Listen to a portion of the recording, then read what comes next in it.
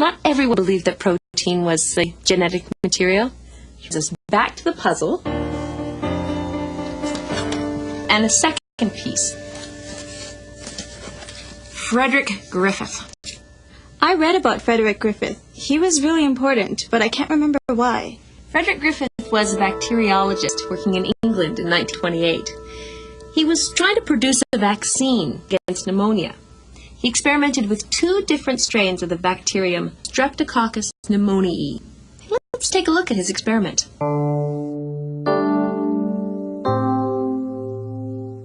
Frederick Griffith used 2 strains of the bacterium Streptococcus pneumoniae, an encapsulated strain which causes pneumonia, and a non-encapsulated strain which does not cause pneumonia. The capsule protects the bacterium from the immune system of the invaded organism. When he injected one group of mice with encapsulated bacteria, they contracted pneumonia and died.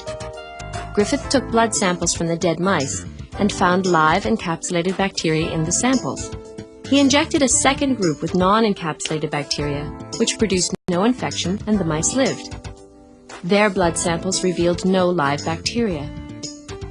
Then a third group was injected with encapsulated bacteria that had been heat-killed. In this case, the mice also survived. The application of heat had apparently weakened the virulence, or the pneumonia-causing capacity of the encapsulated bacteria. However, when a fourth group was injected with a mixture of heat-killed encapsulated bacteria and live non-encapsulated bacteria, the mice died.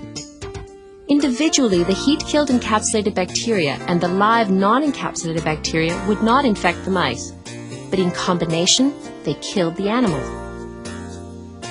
Blood samples from these mice revealed live encapsulated bacteria in the mice.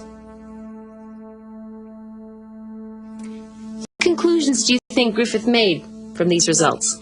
Well, there may have been something still present in the non-encapsulated bacteria which caused the infection, even though the encapsulated bacteria were heat-killed. And the bacteria was killed, because in this one the mouse is still alive.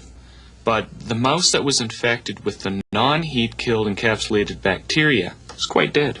Yes, the non-encapsulated bacteria was alive, so therefore it may have been able to acquire the ability to cause the infection. Even though the heat-killed bacteria were dead, genetic material that can cause pneumonia may have still been functional, and it therefore was passed on to the live bacteria that infected the mice. Great deduction, Benez. The principle of living organisms incorporating extracellular DNA in their genome is called transformation.